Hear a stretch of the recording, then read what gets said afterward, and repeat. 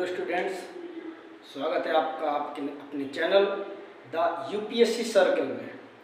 आज हम लोग जो भारत के राष्ट्रपिता हैं महात्मा गांधी जी ने कौन कौन से आंदोलन अपने इस आज़ादी की लड़ाई के दौरान छेड़े, उन सब की चर्चा करेंगे। कब कौन से सन में ये आंदोलन किया गया गांधी जी के द्वारा, आज हम लोग उसकी बात करेंगे। बहुत ध्यान से सुनिएगा। ये आपका चाहे एसएससी का एग्ज़ाम हो, चाहे यूपीएससी का एग्ज़ाम हो, चाहे आपका यूपीपीसीएस का एग्ज़ाम हो, चाहे आपका एमटीएस का एग्ज़ाम हो, XYZ रेलवे वगैरह के कोई भी एग्ज़ाम हो, सब में पूछे जाते हैं। तो ध्यान से देखिएगा एक एक करके। सबसे पहला है आपका, गांधी जी अफ्रीका कब गए थे? तो गांधी जी अफ्रीका 1893 ईस्वी में गए थे। कब गए थे? 1893 ईस्वी में गए थे। लेकिन इसको अगर याद करना है आपको, तो याद करने के लिए आप थोड़ा से गौर करिएगा।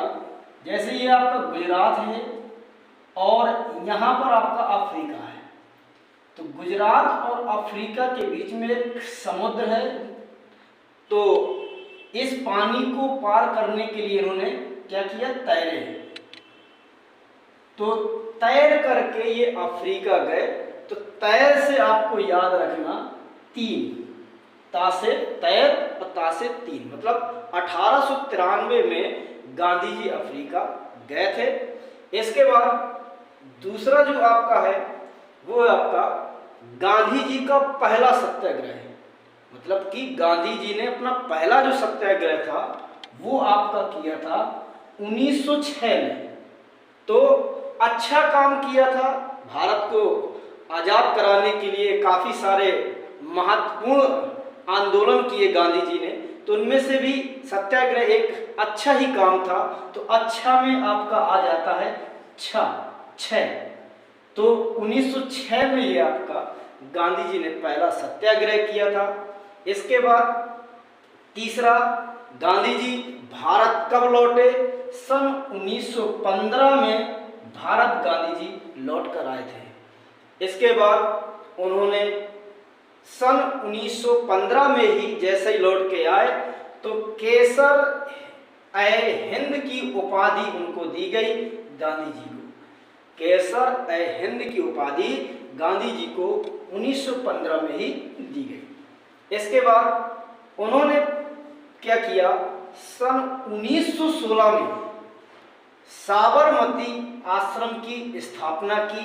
साबरमती मतलब कि 1916 में इन्होंने साबरमती आश्रम की स्थापना की।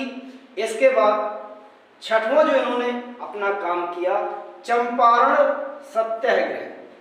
चंपारण सत्याग्रह इन्होंने किया।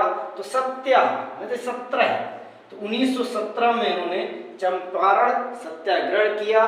तो सत्याग्रह से आप याद करेंगे 1917। इसके बाद इन्होंने अहमदाबाद में मिल मजदूर आंदोलन किया। अहमदाबाद मिल मजदूर आंदोलन किया, जो किया गया 1918 में। कब किया गया?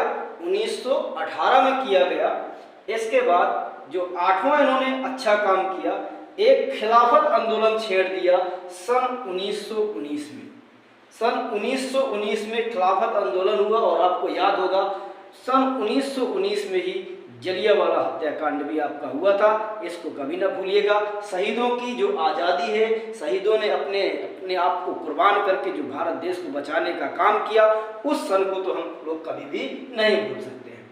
इसके बाद 90 में आपका असहयोग आंदोलन आया, जो कि किया गया 1920 में किया गया। 1920 में कोई असहयोग आंदोलन के नाम से चला गया। इसके बाद 10वां जो काम किया, उस समय कांग्रेस की स्थापना हुई थी और कांग्रेस की स्थापना में गांधी जी ने वहाँ पर अध्यक्ष बनने का काम किया, अर्थात अध्यक्षता का काम किया सन 1924 में। इसके बाद इन्होंने दांडी मार्च किया। दांडी मार्च इन्होंने सन 1930 में किया और इसके बाद फिर से पुनः एक सविनय अवज्ञा आंदोलन छेड़ दिया सन 1919 में। लगातार ये प्रयास गांधी जी करते रहे, कुछ ना कुछ देश के लिए करते रहे, और शायद आज भी हम गांधी जी को इस भारत देश का राष्ट्रपिता मानते हैं और हमेशा मानते चले आएंगे। इसके बाद इन्होंने गांधी इरविन समझौता हुआ सन 1931 में। सन 1931 में गांधी इरविन का समझौता हुआ। इसके बाद द्वितीय गोलमेज आपका 1931 में किया इन्होंने। पूना समझौता की बात आती है तो सन 1932 में पूना का समझौता किया गया गांधी जी के द्वारा। इसके बाद हरिजन संघ की स्थापना हुई, जब आपका कई सारे मुद्दों पर छोटे छोटे लोगों को मारा जाने लगा, काटने लगे, इसलिए गांधी जी ने फिर एक नया एक्ट पारित कर दिया जिसे हरिजन संघ स्थापना कहा गया, सन 1932 में कहा गया। और सन 1932 के बाद एक जंग छेड़ दी गई, जब एक आंदोलन स्टार्ट हुआ, भारत छोड़ो आंदोलन। अंग्रेजों को भारत छोड़ने में गांधी जी ने मजबूत कर दिया। तो ये कुछ आपके गांधी जी द्वारा किए गए आंदोलन थे। इनको आप लोग विशेष तौर से पढ़ लीजिएगा, क्योंकि हर एग्जाम में लगभग